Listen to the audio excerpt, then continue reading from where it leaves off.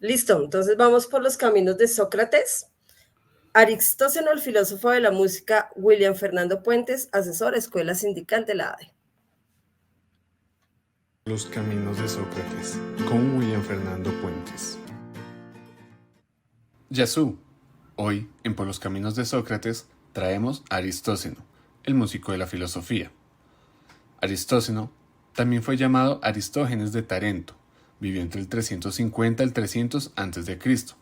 Siendo precisos, nació en Taras, ya que en aquella época así era como se llamaba la ciudad de Tarento, una ciudad del sur de Italia. Fue educado en primer lugar por los preceptos pitagóricos y más tarde fue discípulo de Aristóteles. El filósofo y músico griego Aristóteles de Tarento fue el principal tratadista griego de cuestiones musicales. Escribió más de 400 obras, de las que solo se conservan parcialmente los elementos armónicos, el más antiguo tratado musical conocido, y algunos fragmentos de los elementos rítmicos. El filósofo de la música.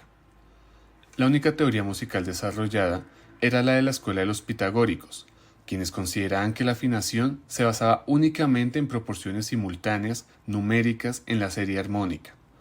Aristóteles consideró que lo fundamental era la percepción auditiva. Afirmaba que los intervalos de la escala no debían ser calculados por medio de proporciones matemáticas, sino por el oído. De sus tratados musicales se conservan dos libros. El primero, Elementos armónicos, es el tratado más antiguo de música del que se tiene conocimiento, donde se define el estudio de los intervalos, de los tetracordos y de los sistemas, separando los elementos de la melodía de los tetracordios y algunos fragmentos de elementos de la rítmica. En el segundo libro, de Elementos armónicos, afirma que la naturaleza de la melodía es mejor asimilarla por la percepción de los sentidos y es retenida por la memoria. No hay otra manera de llegar al conocimiento de la música, frente a otra corriente que afirma que es el estudio de los instrumentos lo que alcanza este conocimiento. Aristóteles considera que es en la memoria y en la percepción que es donde se sustenta fundamentalmente el conocimiento de la música, y no en las reglas aritméticas que constituyen el orden intervalativo de los sonidos. Aristóteles de Tarento reconoce la función capital de la memoria en la inteligencia de la música. Como se deduce en un párrafo de los elementos armónicos, estas dos cosas coexisten verdaderamente en la música, la sensación y la memoria.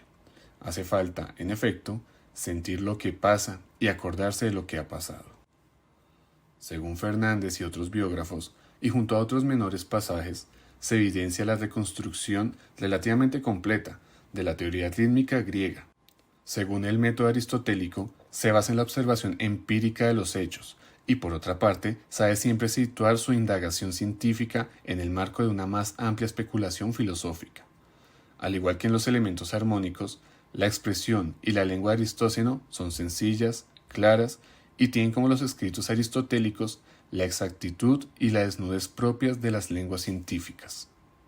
En definitiva, la teoría musical de Aristóteles está en la distinción entre dos tipos de movimiento del sonido, tomada la expresión de la voz humana, es decir, el movimiento continuo sonido del habla y el discontinuo sonido del canto. Esta separación de ámbitos para la palabra hablada y la cantada es uno de los aspectos originales de la doctrina aristocénica, implicando una mayor independencia del arte musical en un ámbito en el que la música está estrechamente ligada al texto poético. Ahora vamos con unas curiosidades. Este filósofo fue conocido popularmente como el músico. Se cuenta que curó a un loco con una flauta después de que quedara ofuscado por culpa de una trompeta. Aspiró a suceder después de la muerte de Aristóteles, pero el nombramiento de Teofrasto para dirigir la escuela peripatética constituyó la gran desilusión de su vida. Eliano, uno de sus muchos biógrafos, lo escribe ceñudo, enemigo de la risa, y elogia su severa concepción de la vida. Aristóteles fue amante de la música clásica de la época, más sencilla que la de su propia época, admirando a aquellos músicos que desprecian la novedad, la polifonía y la diversidad. Mantenía, como es de suponer, la teoría del ethos de la música y su influencia en el ser humano a nivel moral, educativo y terapéutico.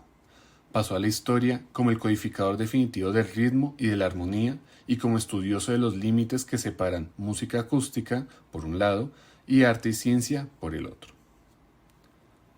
Bueno, para finalizar les queremos dejar esta frase.